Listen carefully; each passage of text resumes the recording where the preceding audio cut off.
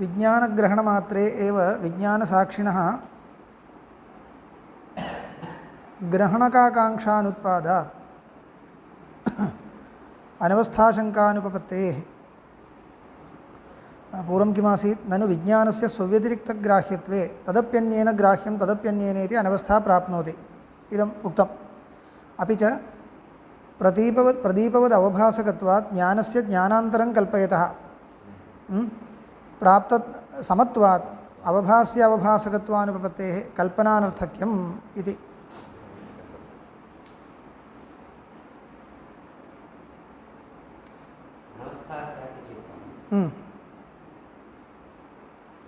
कुत्र स्थितमासीत् एवमेव खलु न च तदुभयमप्यसत् विज्ञानग्रहणमात्रे एव विज्ञानसाक्षिणः ग्रहणकाकाङ्क्षानुत्पादात् अनवस्थानुपपत्तेः यदि अनवस्थाशङ्कानुपपत्तेः यदि स्थिरः कश्चन साक्षी अभ्युपगम्यते तर्हि अनवस्था नास्ति, नो चेत् अनवस्था एव।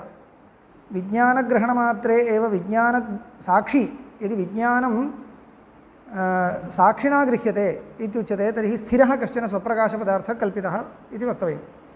तथा यदि कल्प्यते तर्हि सोऽपि अन्येन केन गृह्यते इति आकाङ्क्षा न भवति, सः स्वप्रकाशः कल्प्यते। तच्च स्वप्रकाशत्वं बौद्धोक्तरीत्या स्वविषयकप्रकाशत्वम् इति न कल्पनीयं, किन्तु अन्यादृशमेव कल्पनीयं। तदानीं तस्य किम् अन्यत् ग्राहकं किम् इति तस्य ग्रहणं केन इति आकाङ्क्षा न उदेति। आकाङ्क्षा अनुत्पादात् अनवस्थाशङ्कानुपपत्तेः साक्षिप्रत्यययोश्च स्वभाववैषम्यात् उपलब्धुपलभ्यभावोपपत्तेः साक्षिप्रत्यययोश्च साक्षी च प्रत्ययश्च प्रत्ययशब्देन अस्माकं रीत्या उच्यते वृत्त्यात्मकं ज्ञानं क्षणिकं बौद्धोक्तरीत्या क्षणिकं नाम बौद्धोक्तं क्षणिकत्वं न स्वीक्रियते, तथापि उत्पादविनाशशाली स्थायी परन्तु स्थिरस्तु नास्ति, स्थिरं ज्ञानं नास्ति। एतादृशं बौद्धैः यथा क्षणिकं विज्ञानम् इत्युच्यते तद्वत् अस्माभिः वृत्तिज्ञानम् इत्युच्यते। तस्य ग्राहकः भवति साक्षी, स च स्वप्रकाशः इति यदा स्वीक्रियते तयोः स्वभाववैषम्यं वर्तते। साक्ष्यात्मकस्य ज्ञानस्य वृत्त्यात्मकस्य प्रत्ययस्य च स्वभाववैषम्यं वर्तते। किं तत्? वृत्तिस्तु जडा, साक्षी स्वप्रकाशः। अतस्मात् साक्षिप्रत्यययोश्च स्वभाववैषम्यात् उपलब्धुपलभ्यभावोपलब्धेः एकः नित्योपलब्धिस्वरूपः साक्षी, अन्यस्तु उपलभ्यः। सर्वोपि उपलभ्यः इत्युक्ते अन्येन इति अनवस्था भविष्यति। अतः कश्चित् उपलब्धिस्वरूपः स्वीकर्तव्यः, स च स्थिरः स्वीकर्तव्यः। स्वयं सिद्धस्य च साक्षिणः अप्रत्याख्येयत्वात् यदि सः साक्षी स्वयं सिद्धः स्वप्रकाशः, स्वयं सिद्धत्वं स्वप्रकाशत्वं यदि स्वीक्रियते तर्हि सः प्रत्याख्यातुं न शक्यते। केवलं प्रत्याख्यान आभास एव, वस्तुगत्या प्रत्याख्यातुं न शक्यते इति कृत्वा अस्माकं रीत्या व्यवस्था सिद्ध्यति। किञ्च अन्यत् प्रदीपवद् विज्ञानम् आभासकान्तरनिरपेक्षं स्वयमेव प्रथते इति ब्रुवता अप्रमाणगम्यं विज्ञानम् अनवगन्तृकम् इत्युक्तं स्यात्।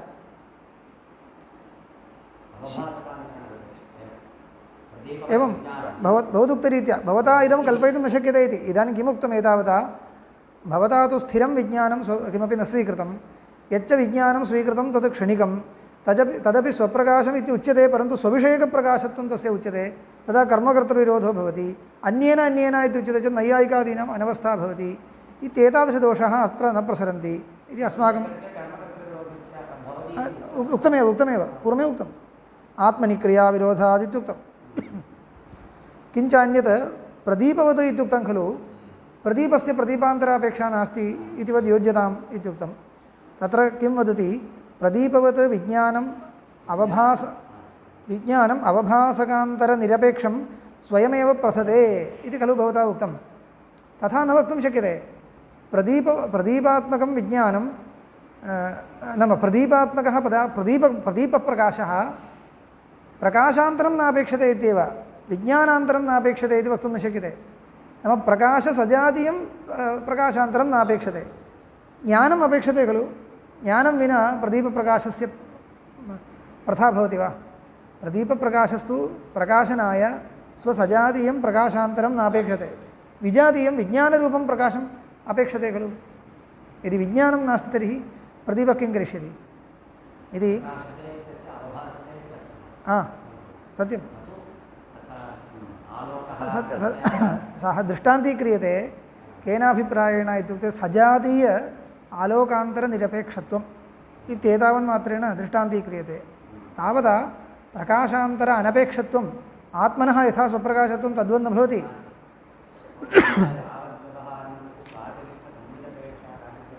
न शक्यते स्वविजातीयसंविदपेक्षा वर्तते सजातीयसंविदपेक्षा मास्तु प्रदीपप्रकाशस्तु प्रकाशान्तरं सजातीयं प्रकाशान्तरं नापेक्षते समीचीनं परन्तु प्रकाशान्तरमेव नापेक्षते इति वक्तुं शक्यते वा न शक्यते आत्मा तु स्वप्रकाशाय प्रकाशान्तरं नापेक्षते सजातीयमपि नापेक्षते विजातीयमपि नापेक्षते इति कृत्वा तस्य यत् स्वप्रकाशत्वं तत् प्रदीपप्रकाशादेर्नास्ति नास्त्येव तस्मात् प्रदीपवद् विज्ञानम् अवभासकान्तरनिरपेक्षं स्वयमेव प्रथते इति न वक्तव्यम् एवम् उच्यते इति ब्रुवता अप्रमाणगम्यं विज्ञानम् अनवगन्तृकम् इत्युक्तं स्यात् विज्ञानम् इति अनवगन्तृकं विज्ञानस्य अवगन्ता तद्वदेव विज्ञानम् इत्युच्यमाने विज्ञानस्य अन्यः अवगन्ता नास्ति इत्येव उक्तं स्यात् अप्रमाणगम्यं विज्ञानं नाम विज्ञानस्य अवगमनाय प्रमाणं नापेक्षते अनवगन्तृकम् अत एव अनवगन्तृकम्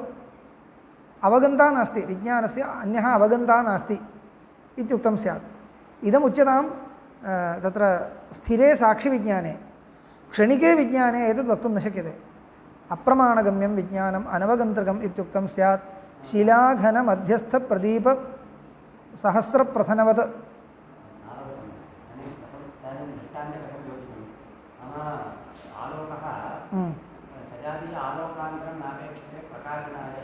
एवं किन्तु स्वयमेव प्रथते स्वयमेव प्रकाशते इति उच्यते तथा वक्तुं न शक्यते खलु प्रदीपवत् विज्ञानम् अवभासकान्तरनिरपेक्षं स्वयमेव प्रथते इति विज्ञानम् इति उच्यते चेत् अप्रमाणगम्यं विज्ञानम् अनवगन्तृकम्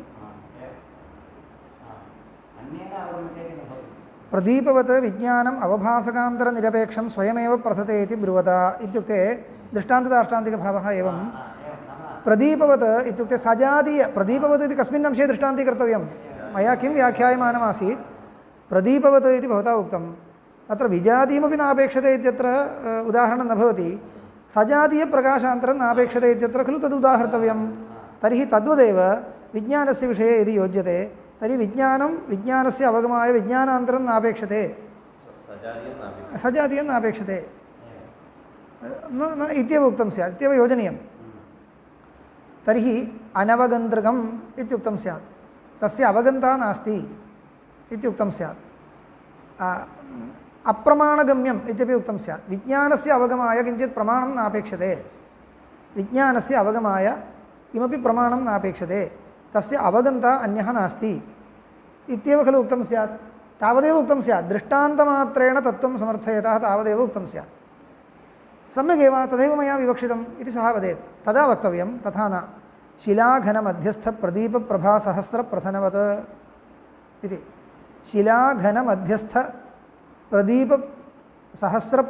प्रदीपसहस्रप्रथनवत् अयं कः दृष्टान्तः इत्युक्ते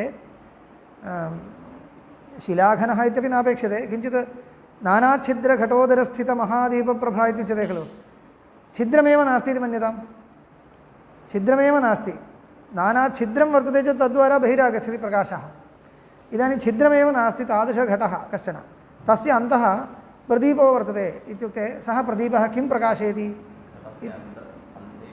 अन्तर्भागस्य प्रकाशस्य कोऽपि उपयोगो नास्ति बहिश्च तस्य प्रकाशः नोपलभ्यते इतिवत् तस्य प्रथनं नास्ति इत्येव स्यात् एतदर्थं शिलाघनमध्यस्थ इत्युक्तं शिलाघनमध्ये तत्र गूढे भागे प्रदीपसहस्रं वर्ततां तेन किं कस्य उपयोगः इतिवत् तथा भविष्यति विज्ञानम् अनवगन्तृकम् इत्येव भवता उक्तं स्यात् विज्ञानं प्रमाणगम्यं न विज्ञानम् इत्युक्ते तस्य अवगन्ता कोऽपि नास्ति यथा शिलाघनमध्ये सहस्रं प्रदीपाः वर्तन्ते चेत् किं प्रयोजनं तस्य अवगन्ता कः वर्तते सः न केनापि प्रमाणेन विज्ञातुं शक्यते अस्ति इति भवता उच्यते तावदेव अस्ति इति केवलं भवता उच्यते, तस्य कोऽपि उपयोगो नास्ति इतिवत् भविष्यति, तावदेव तत्र विवक्षितार्थः। अस्तु, अग्रे किम् अनेन किम् इत्युक्ते बाढम् एवम् अनुभवरूपत्वात् विज्ञानस्य दृष्टो नः पक्षः त्वया अनुज्ञायते, इष्टो नः पक्षः त्वया अनुज्ञायते इति चेत् बौद्धः वदति सत्यं भोः, भवदुक्तं सर्वं सम्यगेव, मयापि स एव पक्षः इष्यते, भवदुक्तं सम्यगेव, विज्ञानस्य अवगमाय विज्ञानान्तरं नापेक्षते, स्वयमेव विज्ञानस्वरूपत्वात् प्रदीपप्रभावत्। इदमेव मया उक्तं, बाढम् अङ्गीकरोति, बाढं नाम एवं सत्यं तथैव अनुभवरूपत्वात् विज्ञानस्य इष्टो न पक्षः, अस्माकम् इष्टः पक्षः, नः इष्टः, नः अस्माकं बौद्धानाम् इष्ट एव पक्षः त्वया अनुज्ञायते, न तु खण्ड्यते। एतेन किं खण्डनं कृतं वा?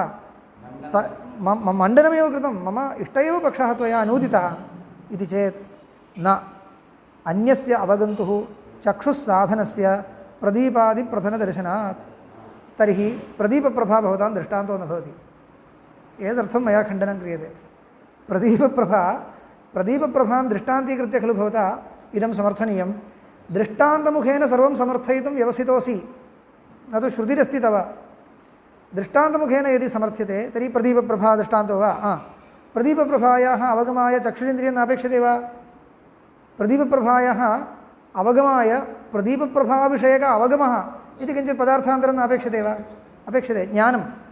ज्ञानात्मकपदार्थान्तरम् अपेक्ष्य खलु प्रदीपप्रभा अवगम्यते इति व्यवहारो भवति। तस्मात् यदि दृष्टान्तानुसारेण इत्थं कल्प्यते तर्हि अन्यस्य अवगन्तुः चक्षुस्साधनस्य प्रदीपादिप्रथनदर्शनात्, चक्षुस्साधनः अन्यः अवगन्ता, चक्षुस्साधनस्य इति बहुव्रीहि, चक्षुः साधनं यस्य सः चक्षुस्साधनः, तस्य अन्यस्य अवगन्तुः पुरुषस्य प्रदीपप्रभा अवगम्यते इति चक्षुरिन्द्रियादिसाधनम् अपेक्षते, तस्य अवगमो नाम ज्ञानात्मकं पदार्थान्तरम् अपेक्षते। एतत् सर्वम् अपेक्षैव प्रदीपप्रभा प्रथते। तर्हि तद्वत् भवता दृष्टान्तं दार्ष्टान्तिके नास्ति इति तथा दृष्टान्तमात्रेण तथा कल्पयितुं न शक्यते। अतः विज्ञानस्य अपि अवभास्यत्वाविशेषात्, अवभास्यत्वमेव वक्तव्यं, प्रदीपप्रभावत् उच्यते चेत् प्रदीपप्रभायाः प्रथनाय यथा ज्ञानान्तरम् अपेक्षते तद्वत् विज्ञानस्यापि क्षणिकविज्ञानस्यापि प्रथनाय ज्ञानान्तरम् अपेक्षते इत्येव दृष्टान्तानुसारेण सिद्ध्यति। न येन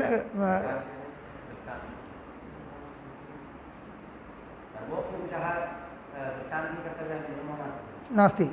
कः अंशः तर्हि दृष्टान्तीकर्तव्यः?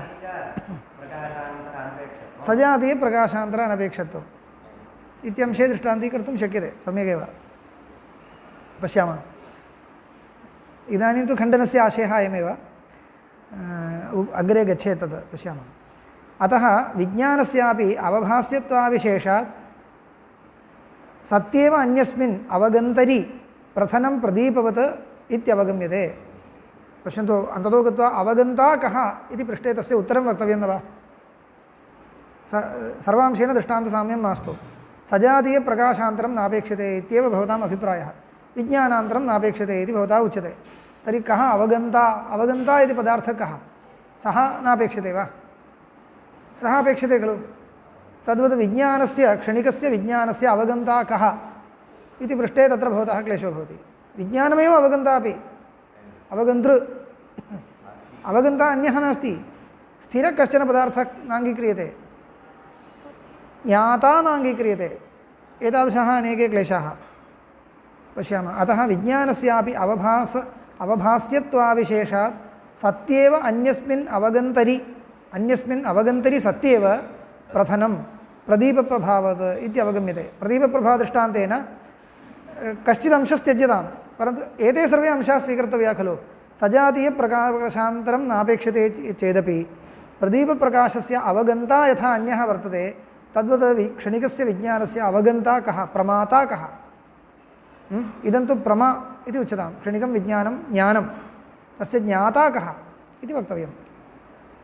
साक्षिणः अवगन्तुः स्वयं सिद्धताम् उपक्षिपत स्वयं प्रथते विज्ञानम् इत्येष मम पक्षः त्वया वाचो युक्त्यन्तरेण आश्रितः इति चेत् बौद्धो वदति भोः भवतापि किं क्रियते साक्षी इति कश्चन स्वप्रकाशः पदार्थः स्वीक्रियते खलु तस्य अवगन्ता कः तर्हि साक्षिणः अवगन्तुः स एव स्वयम् अवगन्ता वर्तते कस्य स्वस्यैव इति वक्तव्यं स्वस्यापि अवगन्ता भवति खलु वृत्तेर्भवतु स्वस्यापि स्वप्रकाशस्य साक्षिणः अवगन्ता कः स एव इति वक्तव्यं भवति भवतापि साक्षिणः अवगन्तुः स्वयं सिद्धताम् उपक्षिपता भवता अद्वैतिना साक्षी इति कश्चन वर्तते सः स्वप्रकाशः स्वयं सिद्धः तस्य अवगन्ता अन्यः नास्ति इत्येवम् उपक्षिपता नाम सिद्धान्तं स्वीकुर्वता त्वया स्वयं सिद्धताम् उपक्षिपता स्वयं प्रथते विज्ञानम् इत्येष एव मम पक्षस्त्वया अपि अङ्गीकृतः त्वयापि मम पक्षे एव स्वीकृतः किञ्चित् विज्ञानात्मकपदार्थः स्वयं प्रकाशो वर्तते प्रथनं नाम प्रसिद्धिः इत्यर्थः प्रथा इदानीं सिद्धिः प्रकाशः प्रतीतिः प्रकाशते सम्यगेव प्रकाशनं स्वयं प्रकाशते स्वयं प्रथते विज्ञानं स्वयं प्रकाशते विज्ञानम् इत्येष एव मम पक्षः अद्वैतिनां पक्षः नाम बौद्धानां पक्षः स एव त्वयापि स्वीक्रियते वाचो युक्त्यन्तरेण भङ्ग्यन्तरेण इत्यर्थः रीत्यन्तरेण शब्दान्तरेण भवता उच्यते साक्षी इति उच्यते तावदेव मया तु क्षणिकं विज्ञानम् इत्युच्यते तावदेव खलु इति वाचो युक्त्यन्तरेण आश्रितः इति चेत् न विज्ञानस्य उत्पत्तिप्रध्वंस अनेकत्वादि विशेषवत्वाभ्युपगमात् इति भवतां क्षणिकविज्ञानमेव मम पक्षे साक्षी न भवदीयं क्षणिकविज्ञानं क्षणिकम् उत्पद्यमानं स्थिरं न उत्पद्यमाने विषये एवं निरूपयितुं न शक्यते इदं तु मया स्थिरं स्वीकृतम् एकं स्वीकृतम् एकः साक्षी इति बहुविधं वैलक्षण्यमस्ति अतः प्रदीपवत् विज्ञानस्यापि व्यतिरिक्तावगम्यत्वम् अस्माभिः प्रसादितम् अत एव प्रदीपदृष्टान्तेन भवता उच्यते चेत् अवश्यं विज्ञानान्तरेण अवगम्यत्वमेव भवता वक्तव्यं स्यात् साक्षी तु ततो विलक्षणः स तु स्थिरः इति कृत्वा तस्य अन्यापेक्षा नास्ति इति तत्रापि साक्षिणः स्वप्रकाशत्वं स्वविषयकप्रकाशत्वम् इति न इति मया न स्वीकृतं स च पदार्थः स्वीक्रियमाणः धर्मिग्राहकमानेन कथं सिद्ध्यति इत्युक्ते स्वस्य प्रथनाय प्रकाशान्तरनिरपेक्षः सिद्ध्यति तावदेव तथा वक्तव्यं स च स्थिरः सिद्ध्यति न तु अनेकः न तु जन्यः नापि अस्थिरः इति वैलक्षण्यं वर्तते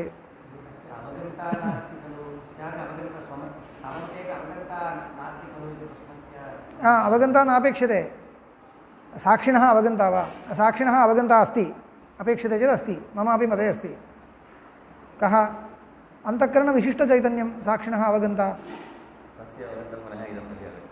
न साक्षी स्वप्रकाशः वृत्तेः अवगन्ता साक्षी साक्षिणः अवगन्ता कश्चन अपेक्षते चेत् औपाधिकभेदेन अन्तःकरणविशिष्टचैतन्यं प्रमातृ अन्तःकरण उपहितचैतन्यं साक्षी ज्ञानस्वरूपम् एकस्यैव आत्मनः अन्तःकरण उपहितत्वेन अन्तःकरणविशिष्टत्वेन खलु परिभाषायां भेदः कल्पितः तर्हि अस्माकं कृते विषयप्रकाशकं यत् स्थिरं विज्ञानं तदेव साक्षी इत्युच्यते अन्तःकरण उपहितचैतन्यं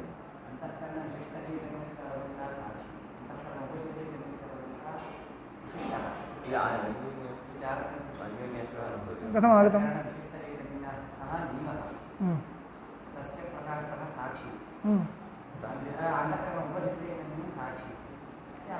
न एतत् कल्पितभेदमादाय यदा व्यवस्थाप्यते तदानीं क्लेशो नास्ति साक्षी इत्युक्ते साक्षिविषयकः अवगमः इत्यपि नापेक्षते साक्षी तु स्वयं प्रकाशः वर्तते साक्ष्याश्रयः अयं भवति साक्षी नाम ज्ञानमेव खलु अन्तःकरण उपहितं चैतन्यं विषयप्रकाशकं ज्ञानमेव साक्षिशब्देन उच्यते तद् ज्ञानं कुत्र अस्ति इत्युक्ते अन्तःकरणे नाम प्रमादरि वर्तते इति वक्तव्यं प्रमादरि वर्तते इति कथम् उच्यते को नाम प्रमादा अन्तःकरणविशिष्टचैतन्यम् अन्तःकरणविशिष्टचैतन्ये अन्तःकरणवृत्तयः सन्ति अस्माकं प्रक्रिया कीदृशी अस्ति अन्तःकरणविशिष्टचैतन्यम् इति किञ्चित् अस्ति अन्तःकरणे अन्तःकरणवृत्तयस्सन्ति अन्तःकरणवृत्तिषु आत्मस्वरूपं प्रतिबिम्बते एवं खलु प्रतिफलति तत् प्रतिफलति यत् प्रतिफलति तदेव साक्षी इत्युच्यते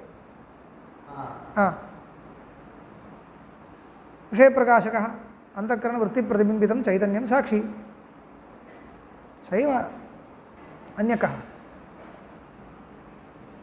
इदानीं यस्य प्रतिबिम्बः सः साक्षी यः प्रतिबिम्बते सः जीवः अस्तु बिम्बप्रतिबिम्बयोः ऐक्यात् मया उक्तं यस्य प्रतिबिम्बः सः साक्षी इत्येव अस्तु यस्य प्रतिबिम्बः सः साक्षी प्रतिबिम्बः कः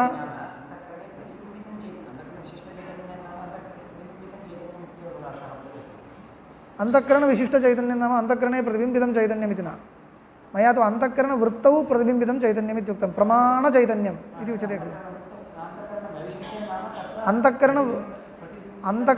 अन्तःकरणविशिष्टचैतन्यं नाम अन्तःकरणवृत्तौ प्रतिबिम्बितचैतन्यं न अन्तःकरणविशिष्टचैतन्यं नाम प्रमातृप्रमयोः भेदः अपेक्षते खलु प्रमा नाम का प्रमा इव प्रमाणचैतन्यम् इत्यस्माभिरुक्तं प्रमाणचैतन्यं नाम प्रमाणचैतन्यं नाम किं वृत्तिप्रतिबिम्बितचैतन्यम् अन्तःकरणवृत्तौ प्रतिबिम्बितं चैतन्यम्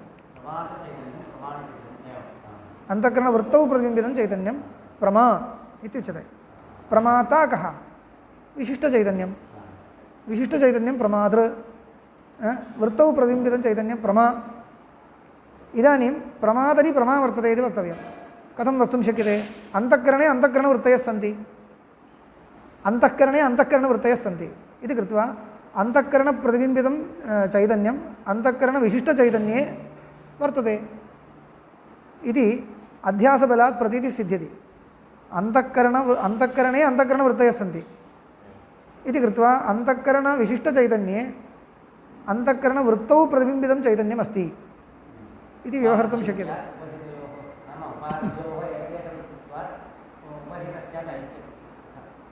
ऐक्यविषये मया नोक्तम् इदानीं भेदविषये एव उच्यते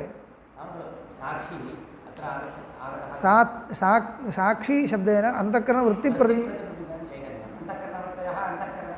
वर्तन्ते इति कृत्वा मया इदानीम् आश्रयाश्रयीभावो वक्तव्यः तदर्थं यत्नः क्रियते मयि ज्ञानं वर्तते इति उपपाद्यतां मयि कः अर्थः मयि सप्तम्यन्त अस्मच्छब्दार्थः कः प्रमातरि कः पदार्थः सः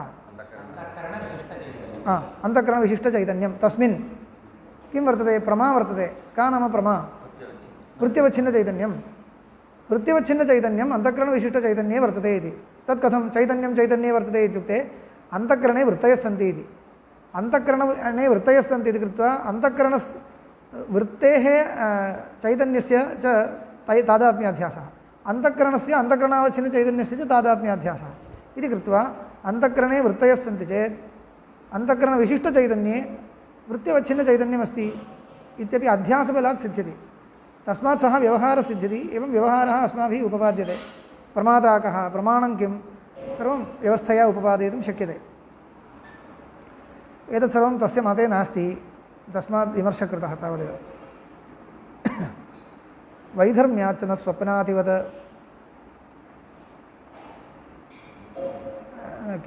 इत्युक्ते अत्र किं वक्तुम् अन्ततो गत्वा आगतं नाम व्यवस्था कर्तव्या क्षणिकं विज्ञानम् इत्येव उक्त्वा सर्वं सिद्ध्यति इति नास्ति स्वप्रकाशः कश्चन पदार्थः स्वीकर्तव्यः इतः परम् औपाधिकव्यवस्था क्रियताम् अस्माभिरुच्यमानरीत्या एतत् सर्वं न क्रियते त्वया तत्सर्वम् अकृत्वा नाम कर्तव्यं यदि तर्हि स्थिरः कश्चन स्वप्रकाशः पदार्थः स्वीकर्तव्यः एतत् सर्वम् अवगन्ता कः एतस्य सर्वस्य उत्तरम् अनुक्त्वा एवमेव अग्रे गन्तुं न शक्यते केनापि दार्शनिकेन न शक्यते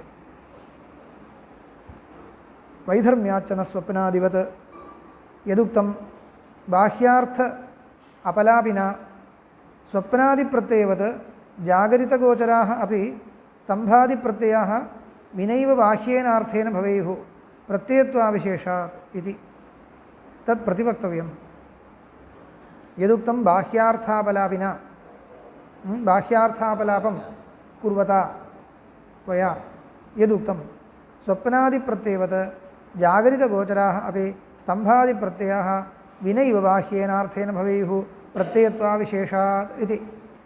बाह्यार्थं विनैव विज्ञानं तत्तदाकारं भवति इति अनुमानं कृतं। तत्र दृष्टान्तः कः आसीत्? स्वप्नादिवत्। स्वप्नस्तु स्वप्नज्ञानं स्वाप्निकं ज्ञानं दृष्टान्तः। स्वाप्निकं ज्ञानं बाह्यम् अर्थं विना एव यथा लभ्यते तद्वत् जागरितानां विषयेप्यस्तु इति यदुक्तं तत् खण्ड्यते। वैधर्म्याच्च न स्वप्नादिवत्, स्वप्नादिवत् न, वैधर्म्यात् वैलक्षण्यं वर्तते इति तत् प्रतिवक्तव्यम्। अत्रोच्यते न स्वप्नादिप्रत्ययवत् जाग्रत्प्रत्ययाः भवितुमर्हन्ति। कस्मात्? वैधर्म्यात्। वैधर्म्यं हि भवति स्वप्नजागरितयोः। स्वप्नजागरितयोः प्रत्ययोः वैधर्म्यं भवति। किं? वैलक्षण्यं भवति। किं पुनः वैधर्म्यं? बाधाबाधौ इति ब्रूमः। बाधः अबाधश्च। स्वाप्निकप्रत्ययः बाध्यते, जागरितप्रत्ययो न बाध्यते। बौद्धं प्रति खलु उच्यते जागरितप्रत्ययो न बाध्यते। नैयायिकः मध्यस्थः। जागृतप्रत्ययः बाध्यते वा? न बाध्यते। किम् अद्वैतिना सता इदं वक्तुं शक्यते वा इति प्रष्टव्यं। भवानपि मिथ्यात्ववादे स्वप्नं दृष्टान्तीकरोति, तत् पश्चादागच्छामि। इदानीं किमुक्तं? बाधाबाधौ इति भवता एवं न वक्तव्यं।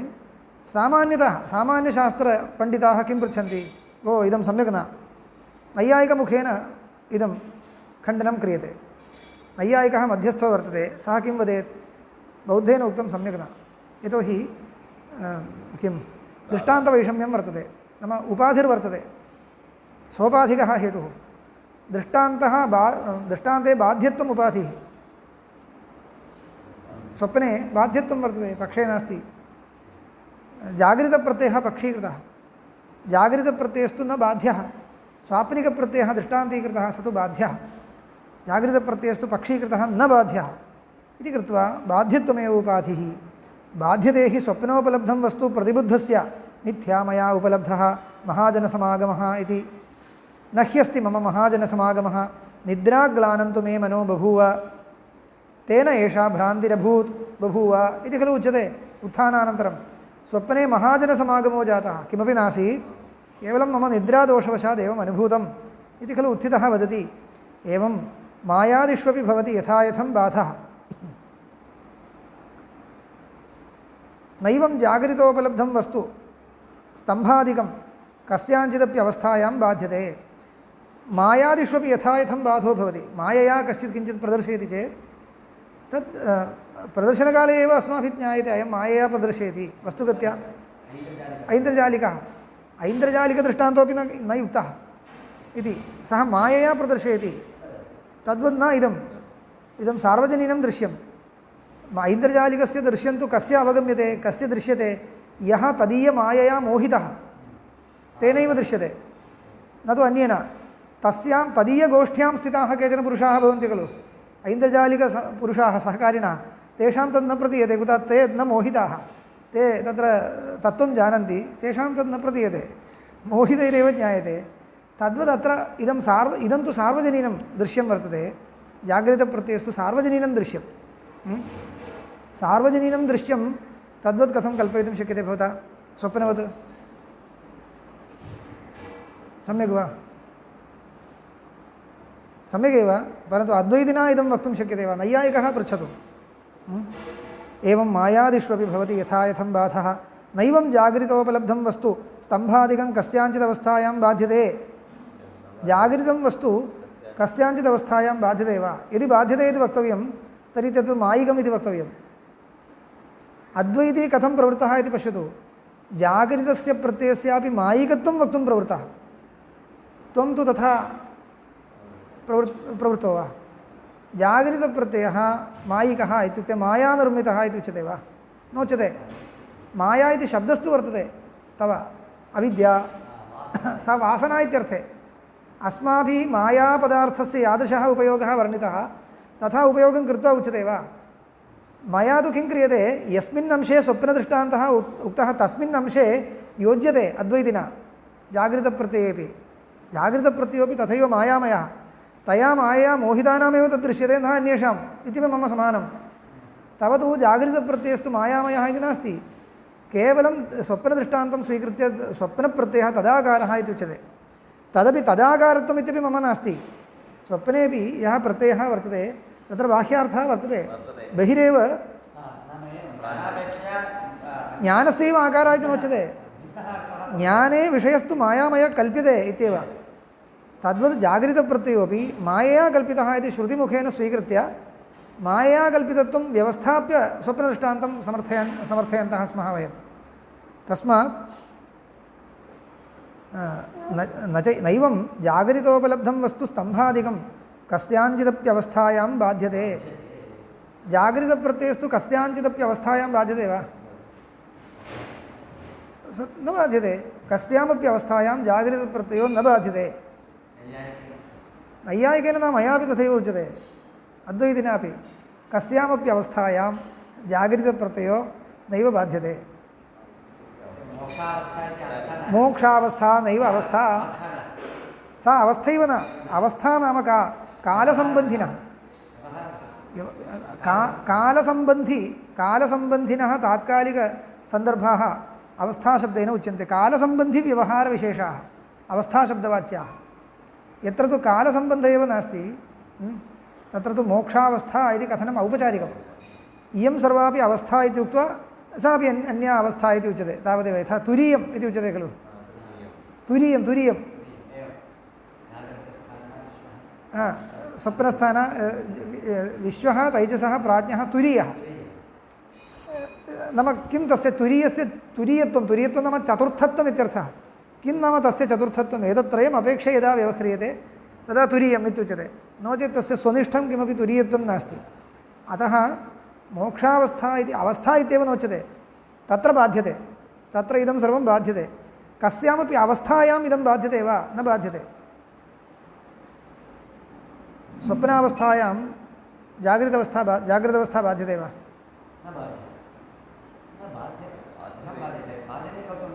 कुतः स्वप्नावस्थायां जागृतप्रपञ्चः न दृश्यते खलु कुतः को अभिप्रायः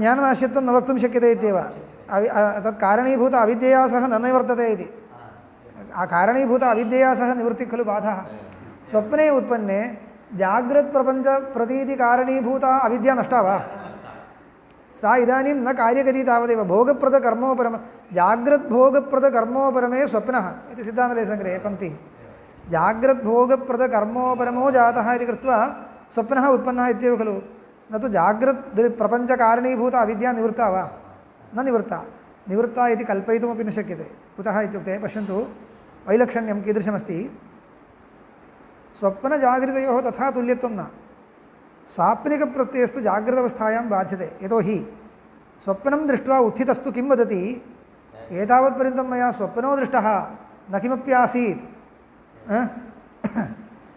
तत्र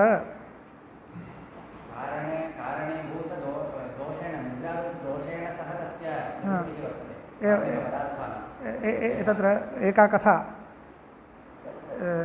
तेनालीरामः इति एकः आसीत् खलु तस्य राज्ञा सह तदा तदा संवादो भवति विजयराघवे तत्र एका कथा उच्यते राजा उत्थाय वदति मया ह्यः अत्यन्तम् एकः स्वप्नः दृष्टः तस्मिन् स्वप्ने अत्यन्तदरिद्रः अहं सर्वत्र भोजनमपि अलभमानः सर्वत्र अटितवान् महान् क्लेशः स्वप्ने मया अनुभूतः इदानीं तु उत्थितः इदानीं सुखमनुभूयते ह्यः कथं मम निद्रा एव नासीत् तादृशस्वप्नवशात् अत्यन्तं खिन्नः सञ्जातः यदा उत्थितं तदानीमेव मम किमपि नास्ति खलु इति निर्णीतं मया सुखी अस्मि इदानीम् इति सः राजा उक्तवान् अयं पृच्छति भोः राजन् त्वया अहम् इदानीं सुखी जातः इत्युच्यते त्वया कथं निर्णीयते कदाचित् तव सा एव अवस्था वास्तविकी स्यात् इदानीन्तन अवस्था इदानीम् अहं राजा अस्मि इति त्वं वदसि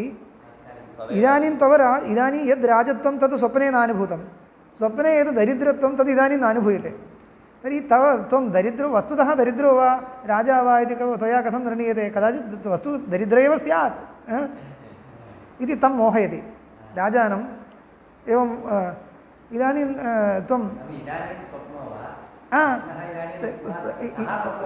वस्तु सः राजा किं वस्तुतः तु अहं राजा खलु तस्मात् मम क्लेशो नास्ति इदानीमिति कथं भो निर्णेतुं शक्यते इदानीं राजा इति प्रतीयते इयं प्रतीतिः स्वप्ने नासीत् स्वप्ने तु दरिद्रः इति प्रतीतं सा प्रतीतिः इदानीं नास्ति तर्हि वस्तुगत्या त्वं राजा वा अथवा दरिद्रो वा इति कथं त्वया न ज्ञायते त्वया ज्ञायते तस्मात् तव खेदः सर्वथा निवृत्तः इति न वक्तव्यम् इति राजा दूषितः एवं वा इति सः उत्तरम् अदत्वा गतः यतोहि बाधाबाधौ कथं निरूपणीयम् इति राज्ञा न ज्ञायते इति वदामि कथा समाप्ता कथा तत्र समाप्ता वस्तुगत्या कथं वक्तव्यं बाधाबाधौ एतावता सः न मोहनीयः राजा यतोहि किं भवति जागृतप्रत्यये उत्पन्ने एतावत् पर्यन्तं मया यद्दृष्टं तत्सर्वं मिथ्यैव इत्येवं एतावत्पर्यन्तस्य प्रतीतस्य निषेधपूर्वकं जागृतप्रपञ्चं वयं पश्यामः परन्तु इतः स्वप्नं यदा गच्छामः वयं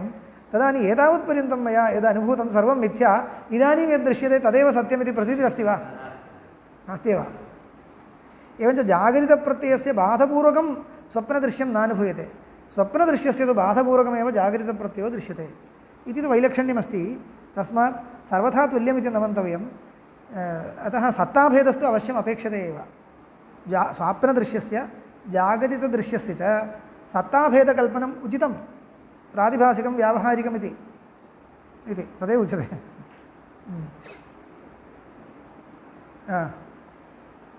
नैवं जागरितोपलब्धं वस्तु स्तम्भादिकं कस्याञ्चिदपि अवस्थायां बाध्यते कस्यामपि अवस्थायां न बाध्यते मोक्षे तु बाध्यते सा अवस्था न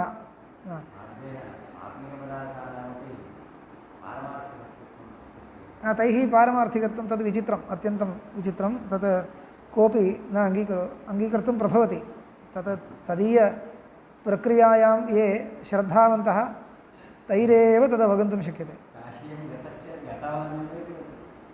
विचित्रं तद्विषये अवश्यं विमर्शं करिष्यामः स्वप्न अधिकरणम् एवम् आगमिष्यति अग्रे तदा पश्यामः तं प्रति यद् वक्तव्यं तत्र वक्ष्यामः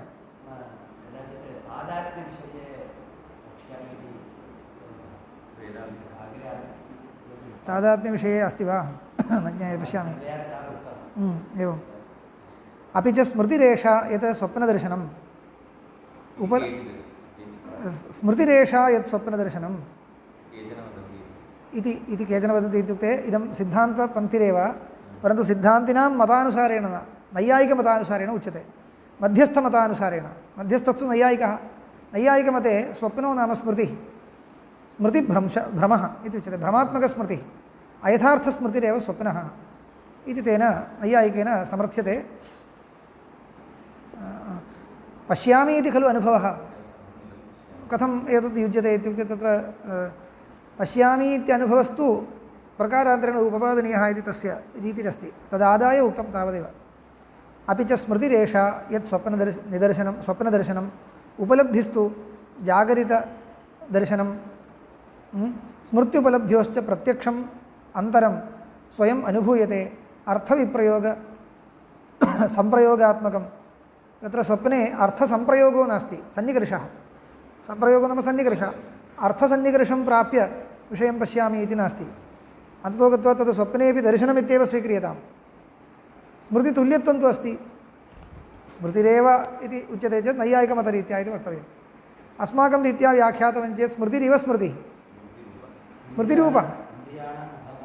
स्मृतिरूपः संस्कारजन्यत्वसाम्यात् भ्रमोऽपि स्मृतिरूपः संस्कारजन्यत्वसाम्यात् पूर्ववासनया खलु इदं दृश्यते जागरितप्रत्ययस्तु तथा न सन्निकर्षवशात् प्रतीयते पूर्ववासनां विनापि सन्निकर्षवशात् प्रतीयते अतः स्मृत्युपलब्ध्योश्च प्रत्यक्षम् अन्तरं भेदः प्रत्यक्षं स्वयम् अनुभूयते स्पष्टम् अनुभूयते इति अर्थविप्रयोग संप्रयोगात्मकम् इष्टं पुत्रं स्मरामि नोपलभे उपलब्धुमिच्छामि इति इष्टं पुत्रं स्मरामि इति स्मृतेः अनुभवः न उपलभे उपलब्धुमिच्छामि इति तत्र एवं सति न शक्यते वक्तुं मिथ्या जागरितोपलब्धिः उपलब्धित्वात् स्वप्नोपलब्धिवत् इति उभयोरन्तरं स्वयम् अनुभवता इति। मिथ्या जागरितोपलब्धिः उपलब्धित्वात् स्वप्नोपलब्धिवत् इत्युच्यते न वक्तव्यं, यतः दृष्टान्तदार्ष्टान्तिकयोः बहुविधं वैलक्षण्यमस्ति इत्युक्ते उपाधिरस्ति इत्यर्थः। इति उभयोरप्यन्तरं स्वयम् अनुभवता न च स्वानुभवापलापः प्राज्ञमानिभिर्युक्तः कर्तुं प्राज्ञः इति ये आत्मानं मन्यन्ते तैः स्वकीय अनुभव एव अपलप्यते चेत् किं तेन वक्तुं तं प्रति वक्तव्यम्। अतः नैव एवं न वक्तव्यं। न भावोनुपलब्धेः अग्रिमं सूत्रम्।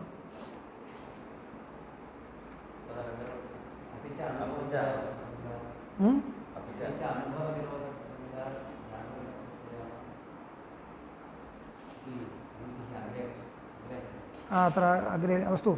अपि च अनुभवविरोधप्रसङ्गात् जागृतप्रत्ययानां स्वतो निरालम्बनतां वक्तुम् अशक्नुवता स्वप्नप्रत्ययसाधर्म्यात् वक्तुम् इष्यते। एवं खलु? जागरितप्रत्ययानां स्वतो निरालम्बनतां वक्तुं भवता किमर्थं स्वप्नदृष्टान्तः आनीयते? अनुभवमादाय वक्तुं न शक्यते इति कृत्वा खलु दृष्टान्तं स्वीकृत्य अनुमानं प्रयुज्यते भवता। सर्वे प्रत्ययाः निरालम्बनाः। निरालम्बनत्वं नाम प्रत्ययापेक्षया बहिर्विषयशून्यत्वं।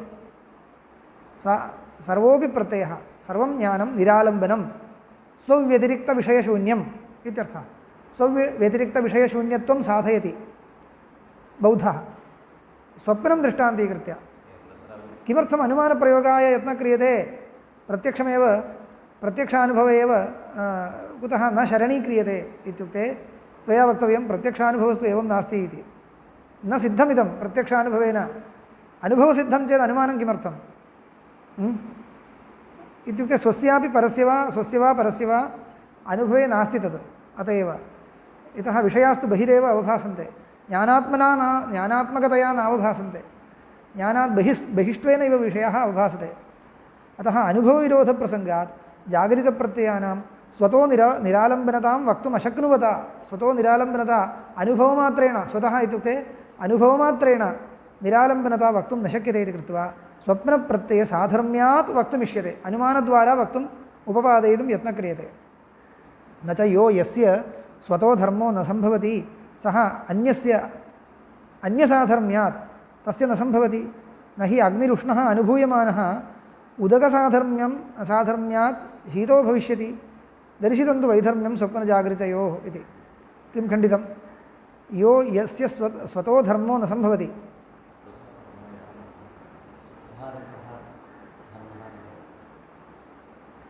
सः अन्यसाधर्म्यात् तस्य सम्भवति वा? अग्नेः स्वधर्मो न भवति शैत्यम् इत्युक्ते जलसाधर्म्यं। केनचित् रूपेण जलसाधर्म्यम् उक्त्वा अग्नेः शैत्यं सम्पादितुं शक्यते वा? तर्हि स्वधर्मो वा न वा इति तु अनुभवमात्रेण यत् स्थिरीकृतं भवति, स्थिरीकृते सार्वजनीनेन अनुभवे स्थिरीकृते सति तद् अन्यसाधर्म्यमात्रेण तदपि अत्र भवतु इति कृत्वा शैत्यं भवतु इति तु वक्तुं न शक्यते। न भावो अनुपलब्धेः यदप्युक्तं विनाप्यर्थेन ज्ञानवैचित्र्यं वासनावैचित्र्यादेव अवकल्पते इति तत् प्रतिवक्तव्यं। विनाप्यर्थेन ज्ञानवैचित्र्यम् अर्थं बहिर्विनापि ज्ञाने वैचित्र्यं कथं? वासनावैचित्र्यात् इति तेन उक्तं। तन्न शक्यते, तत् प्रतिवक्तव्यम्। अत्रोच्यते न भावो वासनानाम् उपपद्यते। वासनानां सत्ता एव त्वया उपपादयितुं न शक्यते। वासनाः सन्ति इत्येव प्रथमतः त्वया उपपादयितुं न शक्यते। त्वत्पक्षे अनुपलब्धेर्बाह्यानाम् अर्थानां त्वत्पक्षे बाह्याः अर्थाः एव न सन्ति किल? अर्थोपलब्धिनिमित्ता हि प्रत्यर्थं नानारूपा वासना भवन्ति। तत्र अनुभवानुसारेण खलु संस्काराः भवन्ति वासनाः। तर्हि कदाचित् अनुभूतं चेत् तदनुसारेण अन्यदनुभूयते इति वक्तुं शक्यते। तर्हि बाह्यार्थम् अनुभूय, बाह्यम् अर्थं क्वचित् अनुभूय तज्जन्यवासनया सर्वस्मिन्नपि ज्ञाने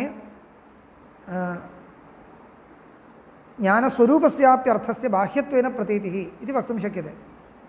बाह्यार्थः कदा अनुभूतः?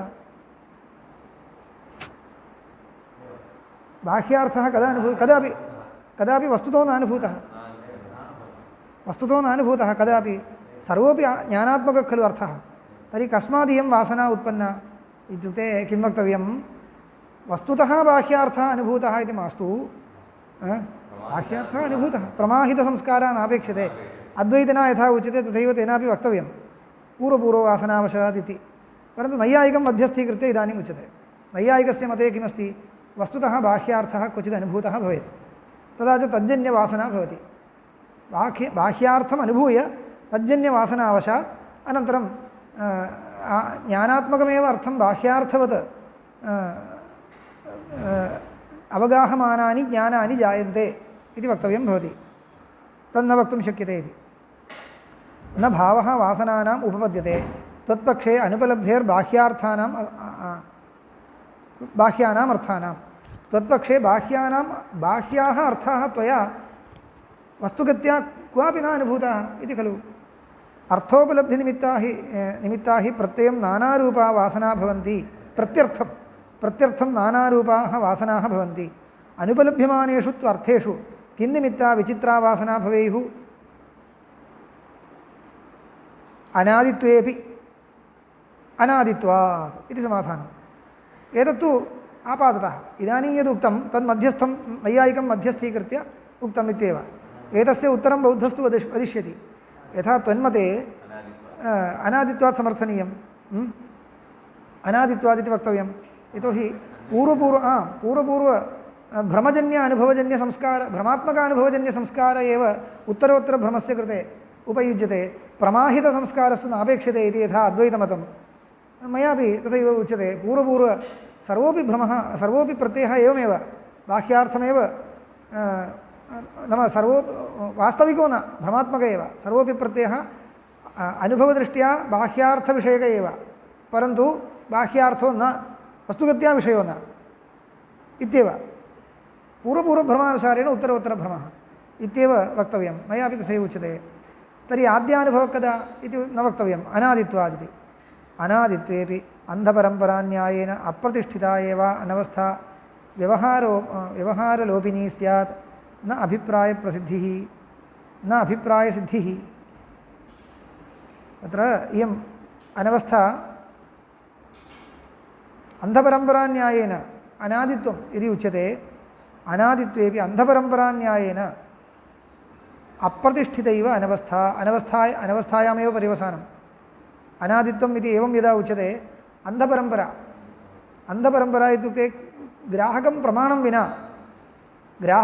विना यत्र उत्तरं न लभ्यते तत्र अनादिः इति कल्पनं श्रुत्यादिप्रबलप्रमाणं विना यदा उच्यते तर्हि दोषः। त्वया तु श्रुतिर्नाङ्गीक्रियते।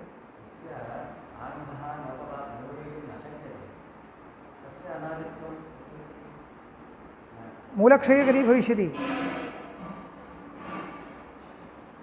यस्य आरम्भो निरूपयितुं न शक्यते तावन्मात्रेण अनादिः इति यदा उच्यते आदिर्न ज्ञायते तावदेव। आदिर्न निरूप्यते तावदा आदिर्न ज्ञायते अस्माभिः इति कृत्वा अनादि इति कल्पितं स्यात्। इयं तु एवं यदा उच्यते तर्हि अन्धपरम्परान्यायेन, मया इदं पूर्वमेव उक्तम्, अन्धपरम्परान्यायेन इति अस्य अर्थः उक्तः। यदि तु अनादिभूता श्रुतिः तत्र ग्राहिका वर्तते तर्हि इदं कल्पनं स्वीकर्तुं शक्यते, नो चेत् न स्वीकर्तुं शक्यते इति। इदं यदुक्तं तत् पुनः आगमिष्यति, पुनः अन्यस्मिन् अधिकरणे आगमिष्यति। कुत्र पाशुपदाधिकरणे आगमिष्यति। एतद् विषये सूत्रमेव आगमिष्यति। तदा अहं तत् किं वैलक्षण्यमिति तदानीं समर्थयिष्यामि। अन्धपरम्परान्यायेन न कल्पनीयं, श्रुतिमुखेन कल्पने दोषो नास्ति, मूलक्षयकरत्वं कीदृशम् इत्येतत् सर्वं तत्र सन्दर्भः भवति, तदा वक्ष्यामि। तत्र बीजाङ्गुरस्थले कथं मूलक्षयो नास्ति, बीजाङ्गुरस्थले या इयम् अनवस्था सा कुतः मूलक्षयकरी नास्ति, अत्र कथं भवति, कल्पनायां को दोषः, अन्धपरम्परान्यायेन कल्पनायां को दोषः इति विशिष्य वक्तव्यम्। यौ अपि अन्वयव्यतिरेकौ अर्थापलापिना उपन्यस्तौ वासनानिमित्तम् एव इदं ज्ञानजातं न अर्थनिमित्तमिति तौ अपि एवं सति प्रत्युक्तौ द्रष्टव्यौ इति। किमुक्तं? यौ अपि अन्वयव्यतिरेकौ अर्थापलापिना उपन्यस्तौ अन्वयव्यतिरेकौ उपन्यस्तौ अर्थापलापिना त्वया अर्थम् अपलपमानेन त्वया किं वासनानिमित्तमेवेदं ज्ञानजातं न अर्थनिमित्तम् इति ज्ञानस्य साकारेण किञ्चित् आकारविशिष्टविरूपेण प्रतीतिः वासनावशात् न तु अर्थवशात् इति उक्तं।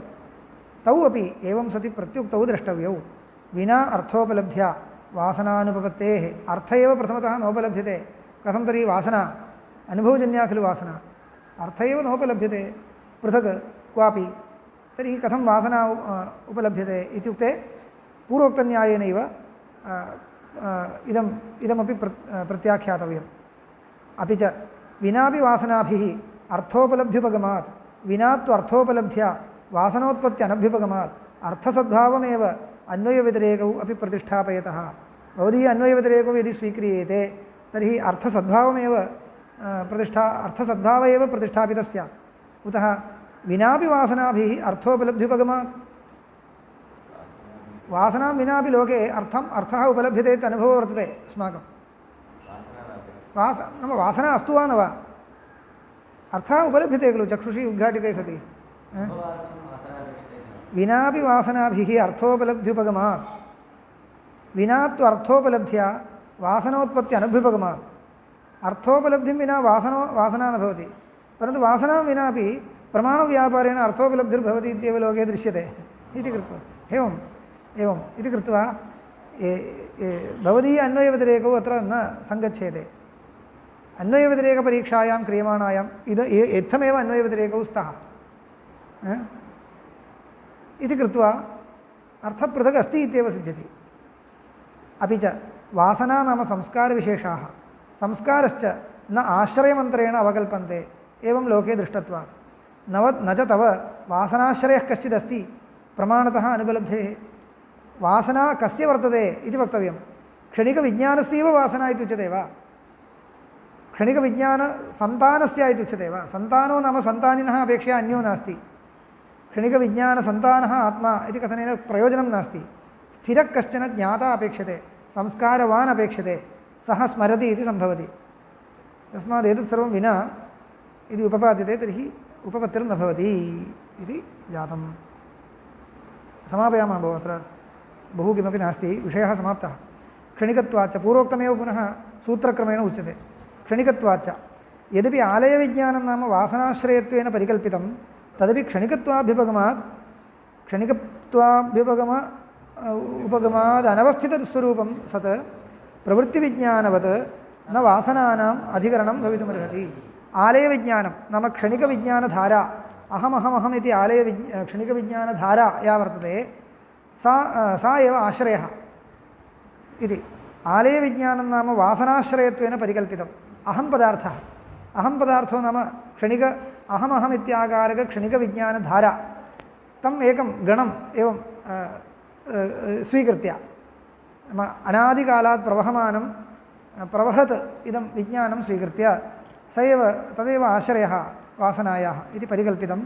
तदपि क्षणिकत्वाभ्युपगमात् अनवस्थितस्वरूपं सत् प्रवृत्तिविज्ञानवत् प्रवृत्तिविज्ञानं नाम तत्तत् क्षणिकविज्ञानं विषयविषयकविज्ञानं घटः अयं पटः इत्यादि विषयविषयकं विज्ञानं प्रवृत्तिविज्ञानम् इत्युच्यते।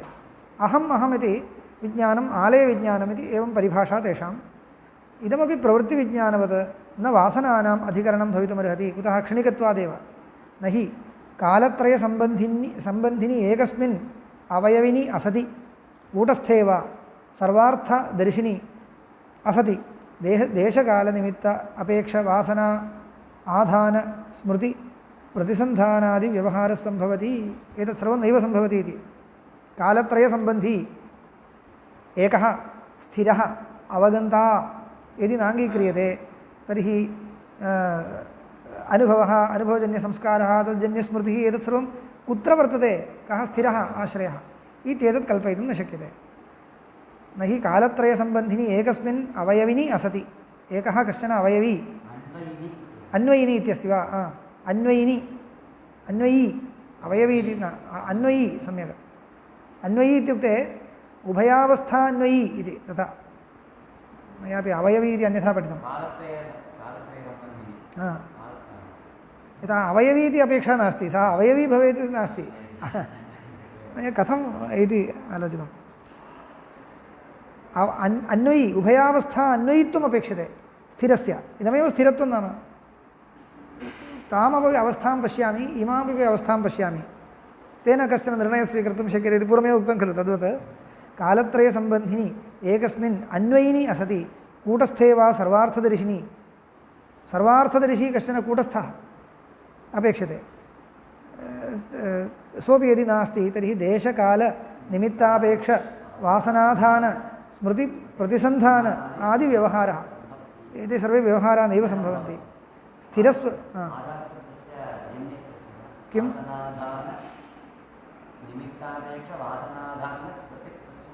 एवम् एवम् एवं देशकालनिमित्तापेक्षं यत् वासनाधानं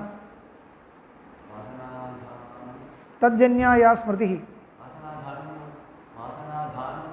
वासनोत्पत्तिः वासनायाः आधानं कस्मिंश्चित् काले अनुभवेन वासना उत्पन्ना सा वासना तत्रैव तिष्ठति पश्चात् स्मृतिं जनयति प्रतिसन्धानं जनयति प्रतिसन्धानं प्रत्यभिज्ञा इत्यादि व्यवहारः नैव सम्भवति स्थिरस्वरूपत्वे तु आलयविज्ञानस्य सिद्धान्तहानिः आलयविज्ञानस्य स्थिरस्वरूपत्वे इत्यन्वयः सिद्धान्तहानिः स्यात् तव सिद्धान्तस्य हानिः स्यात् अपि च विज्ञानवादेपि क्षणिकत्वाभ्युपगमस्य समानत्वात् यानि बाह्यार्थवादे क्षणिकत्वनिबन्धनानि दूषणानि उद्भावितानि उत्तरोत्पादे च पूर्वनिरोधात् इत्येवमादीनि तानि इहाप्यनुसन्धातव्यानि पूर्वाधिकरणे क्षणिकानां पदार्थानां क्षणिकत्वमेव न सिद्ध्यति कार्यकारणभावः एव न सिद्ध्यति इति घटादीनां परमाणुपुञ्जत्वपक्षे क्षणिकवादः खण्डितः खलु उत्तरोत्पादे च पूर्वनिरोधात् पूर्वस्य निरोधपूर्वकमेव उत्तरम् उत्पद्यते इत्युक्ते पूर्वोत्तरयोः उपादानोपादेय भावो न भवति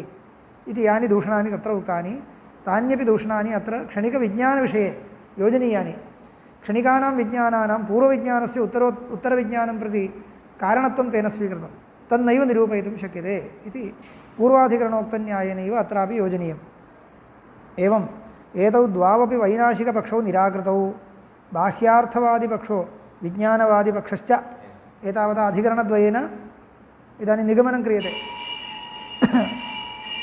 द्वावपि वैनाशिकपक्षौ निराकृतौ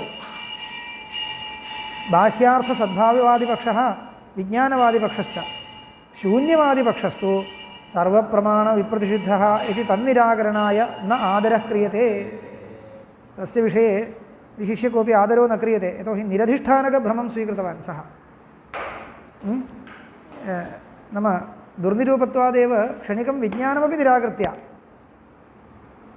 क्षणिकं विज्ञानमपि निराकरोति सः शून्यवादी तर्हि किं स्वीकरोति त्वं स्वीकरोषि न किमपि न इति तत् कथं तर्हि क्षणिकविज्ञानं प्रतीयते खलु अस्माकं सत्यं प्रतीयते कुत्र प्रतीयते कुत्र इति न प्रष्टव्यम् एवमेव प्रतीयते तावदेव सर्वम् अविद्यमानमेव प्रतीयते सर्वं शून्यम् इति स्वीकृतं तर्हि किञ्चित् अधिष्ठानं विना भ्रमः स्वीक्रियते त्वया इति अवगम्यते एवं खलु क्षणिकं विज्ञानम् अविद्यमानमेव प्रतीयते इत्युक्ते अहमपि नास्मि नास्मि क्षणिकं विज्ञानं नास्ति क्षणिकं विज्ञानमपि नास्ति नास्ति तर्हि प्रतीतेः का गतिः इति त्वया वक्तव्यं प्रतीतिस्तु भ्रमः कथं भ्रमः किम् अधिष्ठानम् अधिष्ठानं नास्ति अधिष्ठानं विनैव भ्रमः एवं भ्रमो भवति वा इत्युक्ते भवति इति वदति केशोण्ड्रगभ्रमः इति एकः भ्रमः उच्यते केशोण्ड्रगभ्रमः इत्युक्ते एवं केशपुञ्जमिव एवं चक्षुषः पीडने कृते आकाशे किमपि दृश्यते इति मन्यताम् अयं केशोण्ड्रगभ्रमः इति तत् बाध्यते पश्चात् किमपि नास्ति इति तर्हि कुत्र तत् प्रतीयते इति पृष्टे किं तस्य अधिष्ठानं किम् अन्यथा प्रतीयते अन्यत् किञ्चित् शुक्तिः रजतवत् प्रतीयते इति वत् केशोण्ड्रगवत् किम् अन्यथा प्रतीयते किमपि अन्यथा प्रतीयते इति न केशोण्ड्रगं प्रतीयते तावदेव आकाशे प्रतीयताम् आकाशः अधिष्ठानम् इति न वक्तव्यमिति न न चैतन्यमिति न आकाशः अधिष्ठानमिति वा आकाशावच्छिन्नं चैतन्यमिति न वक्तव्यम् आकाशं यदि इदं नेदं रजतं किन्तु शुक्तिरेव इतिवत् नेदं केशोण्ड्रकं किन्तु आकाशमेव इति प्रतीयते वा न न नेदं केशोण्ड्रकं तर्हि किन्तु इदमेव यत् यत् नेदं तर्हि इदमेव इति यत् परिशिष्यते तदेव खलु अधिष्ठानं तद्वत् किमपि अत्र वक्तुं न शक्यते तस्मात् अधिष्ठानं नास्ति तद्वदेव कुत्रापि अधिष्ठानं मास्तु इति तेन व्यवस्था कृता इदं समीचीनं न इत्येव यतोहि नेदं केशोण्ड्रकं किन्तु इदमेव इति सर्वत्र अङ्गुल्या निर्देष्टुं शक्यं तथा निष्कृष्टं किमपि प्रतीयते इति नास्ति परन्तु अस्ति तथा प्रतीतिस्तु सर्वदा न भवति स्फुटतरप्रतीतिस्तु सर्वदा न स्यात् सर्वत्र न स्यात् परन्तु किञ्चित् अस्ति तत्र केशोण्ड्रकवत् अवभासमानं किमपि रश्मिविशेषो वा प्रकाशविशेषो वा तमोविशेषो वा किञ्चित् भवति तत्र अवश्यं भवत्येव अतः एवम् अतः एतस्य भ्रमस्य अत्र निरधिष्ठानभ्रमं समर्थयितुम् इदं स्थलम् उदाह्रियते परन्तु तस्य खण्डनं तु अन्यत्र विशेषेण कृतमस्ति ख्यातिवादविचारे सम्यगस्य खण्डनं कृतमस्ति परन्तु बौद्धमतं तु इदमस्ति शून्यवादिनः अतः अधिष्ठानमपि न स्वीक्रियते इत्युक्ते भ्रमः इत्यपि व्यवस्थापयितुं न शक्यते भ्रमः इति कथनमात्रेण सर्वं समञ्जसम् इति न कथं भ्रमः भ्रमसामग्री का एतत् सर्वं निरूपणीयं तद् यावत्पर्यन्तं न निरूप्यते तावत्पर्यन्तं त्वया सह विवदितव्यमित्येव नास्ति अतः तत्र तस्य खण्डनाय आदरो न क्रियते न ह्ययं सर्वप्रमाणसिद्धो लोकव्यवहारः अन्यत्वं किम्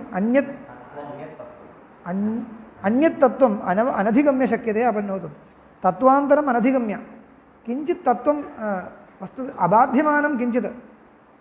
अबाध्यमानं किञ्चित् अनादाय इदं सर्वं बाध्यते इति वक्तुं न शक्यते अयं न्यायः सर्वत्र वर्तते पश्यन्तु कश्चित् पदार्थश्चलति इति मन्यताम् कश्चित् पदार्थः एवं चलति स्थिरं किञ्चित् अपेक्ष्य खलु चलति स्थिरं किञ्चित् आधारम् अनपेक्ष्य कश्चित् पदार्थश्चलति वा न चलति एवं वक्तुं न शक्यते एवं बहुत्र अयं न्यायः अस्ति स्थिरम् अपेक्षैव चलनं निरूपयितुं शक्यते अबाध्यम् अपेक्षैव बाध्यं निरूपयितुं शक्यते एवं सर्वत्र बहुत्र वर्तते तस्मात् स्थिरं वायुमण्डलम् आश्रित्य इति वक्तव्यं वायुमण्डलं वा अन्तरिक्षमण्डलम् आश्रित्य इत्येव वक्तव्यम् अवश्यं कल्पनीयमेव तत् तस्य चलनाय आधारत्वेन अवश्यं न तत्र किञ्चित् ऊर्जविशेषः इति निरूपयन्ति ते तेषां भाषा अन्यादृशी तावदेव किञ्चित् स्थिरं स्वीकृत्य एव चलनं निरूपयितुं शक्यते न अन्यथा एवं ह्ययं सर्वप्रमाणसिद्धो लोकव्यवहारः अन्यत् तत्त्वम् अनधिगम्य शक्यते अपन्नोतुं किञ्चित् तत्त्वं किम् इति वक्तव्यं वास्तविकं किमपि वास्तविकम् एकं वा वक्तव्यम् अपवादाभावे उत्सर्गसिद्धेः अपवादाभावे उत्सर्गप्रसिद्धेः अपवादो यदि नास्ति तर्हि उत्सर्गसिद्ध्यति यस्य अपवादो नास्ति तस्य तत् सिद्ध्यति इत्यर्थः तर्हि किञ्चित् अपोद्यते चेत् किञ्चित् उत्सर्गं स्वीकृत्य खलु अन्यस्य अपवादः कर्तव्यः सर्वम् अपोद्यते इति एकः पक्षः भवति वा किञ्चित् उत्सर्गतः स्वीकृत्य अन्यत् अपोद्यते इति न्यायः तद्वत् किञ्चित् स्थिरं तत्त्वं स्वीकृत्य अन्यत् निराक्रियते सर्वथानुपपत्तेश्च किं बहुना सर्वप्रकारेण यथा अयं वैनाशिकसमयः उपपत्तिमत्वाय परीक्ष्यते तथा सिकताकूपवत् विदीर्यते एव न काञ्चिदपि अत्र उपपत्तिं पश्यामः अतश्च अनुपपन्नः वैनाशिकतन्त्रव्यवहारः सर्वप्रकारेण सर्वथानुपपत्तेश्च इति सर्वप्रकारेण सर्वप्रकारेण अनुपपत्तेश्च किमिदं यथा अयं वैनाशिकसमयः उपपत्तिमत्वाय परीक्ष्यते वैनाशिकसमये वैनाशिकसिद्धान्तेपि काचन उपपत्तिरस्ति वा इति ज्ञातुं यदा परीक्ष्यते यथा परीक्ष्यते तथा सिकताकूपवत् विदीर्यते एव तत् नष्टं भविष्यति सिकताकूपः इति कथं दृष्टान्तः इत्युक्ते सिकतासु कूपं कर्तुं न शक्नुमः कुतः तेषां परस्परं स्नेहो नास्ति स्नेहो नास्ति इति कृत्वा सिकतासु कूपं कर्तुं न शक्नुमः किञ्चित् दूरं गर्तः कृतश्चेत् उपरिष्टात् सर्वं पतति पुनः तद् एवं कृत्वा गर्तः क्रियते चेत् पुनः उपरिष्टात् पतिष्यति एवञ्च कदा कूपनिर्माणं स्यात् तद् नैव स्थिरं तिष्ठति इति अयं सिकताकूपदृष्टान्तः तद्वदेव भवतां मतं यदा यावत् अन्तः गत्वा परीक्ष्यते पूर्वं निर्णीताः विषयाः एव बाधिताः भविष्यन्ति इति कृत्वा तव सिद्धान्तः अस्माभिः न निरूपयितुं शक्यते न काञ्चिदपि अत्र उपपत्तिं पश्यामः अतश्च अनुपपन्नो वैनाशिकतन्त्रव्यवहारः अपि च बाह्यार्थविज्ञानशून्यवादत्रयम् इतरेतरविरुद्धम् उपदिशता सुगतेन स्पष्टीकृतम् आत्मनः असम्बद्धप्रलापित्वम् अयं मूलगुरुः प्रष्टव्यः बुद्धः तव कृते एवं इति तर्हि तत्त्वं किम् इति नोक्तं ज्ञायते खलु बाह्यार्थविज्ञानशून्यवादत्रयं बाह्यार्थविज्ञान अधिकारिभेदेन उपदेशभेदो नाम सम्यक् इदानीम् अद्वैततत्त्वम् अस्माभिः पुरस्तात् स्थाप्यते इदं मया न बुध्यते इत्युक्ते तव यथा अधिकारः तदनुसारेण किञ्चित् उपदिश्यते इदम् अधिकारिभेदेन उपदेशो नाम अधिकारिभेदेन उपदेशस्थले वस्तुतत्त्वं यदस्ति तद् बाधित्वा उपदिश्यते इति नास्ति व्यावहारिकभेदम् अभ्युपगम्य देवतार्चनविधानादिकम् अस्माभिः व्यावहारिकं प्रवर्त्यते सगुणेश्वर कल्पनं कृत्वा एतावता अद्वैतं बाधितं वा मन्दिरे गत्वा प्रार्थनं क्रियते अद्वैतं तिरस्कृत्य प्रार्थनं कर्तव्यमिति अस्ति वा अद्वैततत्त्वं तथैव भवतु तद् अङ्गीकृत्यैव सगुणेषु आराधनाविशेषेषु वयं बुद्धिं प्रवर्तयामः खलु तत् कुतः इत्युक्ते मूलं तत्त्वं बाधित्वा अस्माभिः व्यवहारेषु कर्मकाण्डे उत्साहेन प्रवर्तते इति कृत्वा अद्वैतं तिरस्कृत्य प्रवर्तनीयमित्यस्ति वा तथा नास्ति तत् यस्य तु कर्तृत्वभोक्तृत्वादि अभिमानः अनुवर्तमानो वर्तते तादृशं मां प्रति अयं विधिः प्रवर्तमानो वर्तते इति ज्ञात्वा मया तदनुसारेण कर्माणि क्रियन्ते इति कृत्वा अद्वैतं सम्यक् न इति वा एवञ्च तत्त्वं बाधित्वा अधिकारिभेदेन व्यवस्था क्रियते इति नास्ति तत्त्वम् अबाधित्वैव अधिकारिभेदेन व्यवस्था कर्तव्या एकम् इदमेव तत्त्वम् इति एकं वक्तव्यं तद् अबाधित्वा काल्पनिकी व्यवस्था क्रियताम् चतुर्विधं तत्त्वम् इत्युक्ते तद् अस्माभिः न स्वीकर्तुं शक्यते इति इतरेतरविरुद्धम् उपदिशत सुगतेन स्पष्टीकृतम् आत्मनः असम्बद्धप्रलापित्वं प्रद्वेषो वा प्रजासु विरुद्धार्थप्रतिपत्त्या विमुख्यैः इमाः प्रजाः इति वञ्चकत्वं वा इति प्रद्वेषः वञ्चयामि यत्किमपि ज्ञात्वा ते विनाशं गच्छन्तु इत्येव एवम् उपदिष्टम् इति वा स्यात् प्रद्वेषो वा प्रजासु विरुद्धार्थप्रतिपत्त्या विमुह्यैः इमाः प्रजाः इति सर्वथापि अनादरणीयोऽयं सुगतसमयः श्रेयस्कामैः इत्यभिप्रायः अत्र प्रद्वेषो वा प्रजासु इत्यस्य किञ्चित् व्याख्यानान्तरमपि अस्ति इति भाति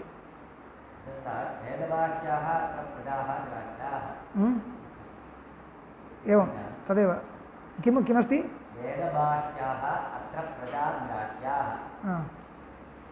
ये वेदबाह्याः भवन्ति वेदं न अङ्गीकुर्वन्ति वेदप्रमाणं तत्र बुद्धोपि यदि प्रामाणिकः इति वक्तव्यं तर्हि तस्य एतादृशः उपदेशः वर्तते खलु तस्यापि किञ्चित् सार्थक्यमस्ति लोके बुद्धस्तु भगवान् एव अवतीर्णः इत्यपि कथा वर्तते भगवान् एव अवतीर्णः एवं करोति वा इत्युक्ते कदाचित् करोति कथम् एवं करोति इत्युक्ते ये वेदमार्गं सर्वथा न अङ्गीकर्तुं प्रवर्तन्ते ते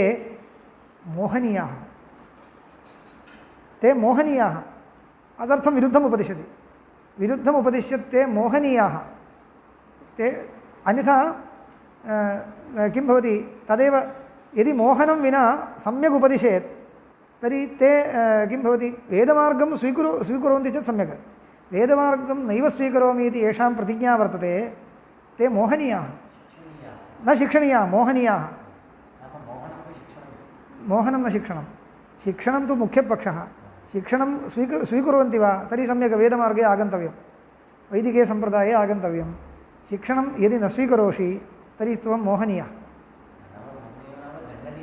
दण्डनीयो न तस्य कश्चिदपि निर्णयः यथा न भवेत् तथा सः कर्तव्यः अन्यथा क्लेशो भविष्यति अतः तेषां कश्चिदपि यथा निर्णयो न भवेत् तथा ते मोहनीयाः इति व्यवस्थाया कृते इदमपि एकम् उपायः अयमपि एकः उपायः इति यदि तत्त्वं वैदिकं सम्प्रदायं स्वीकरोषि तर्हि सन्तोषः तर्हि त्वं मार्गे आगतः यदि मार्गे न आगन्तुं शक्नोषि तर्हि त्वं मोहनीयः अन्यथा उपद्रवो भविष्यति इति तदर्थम् एवं विरुद्धम् उपदेशं करोति कश्चित् श्रीबुद्धः इति इदानीं सः प्रामाणिकः यतोहि समाजव्यवस्थार्थमेव लोकस्थित्यर्थमेव ये सम्प्रदायं न अनुसरन्ति तेषां मोहनमेव कर्तव्यम् अयमपि एकः लोकन्यायो वर्तते एतदनुसारेण भगवान् बुद्धप्रवृत्तः इत्युच्यतां भगवान्श्चेत् इति इयम् एका व्याख्या इति सर्वथापि तदर्थं यदि अयमुपदेशः कृतः इत्युच्यते वा तर्हि अस्माभिः न आदरणीयमस्ति अस्माकं कृते न अयोपदेशः वयं तु वैदिके मार्गे स्थिताश्चेत् अस्माभिः यथाश्रुति प्रतिपत्तव्यं तर्हि तद् सः उपदेशः अस्माभिर्न स्वीकर्तव्यो भवति इति कृत्वा वयं तु मोहनार्हाः न तस्मात् सर्वथापि अनादरणीयोऽयं सुगतसमयः श्रेयस्कामैः इति इत्यभिप्रायः एते तु वेदमार्गं नाभ्युपगच्छन्ति इत्युक्ते ते न श्रेयस्कामाः इति कृत्वा तेषां कृते सः उपदेशो भवतु इति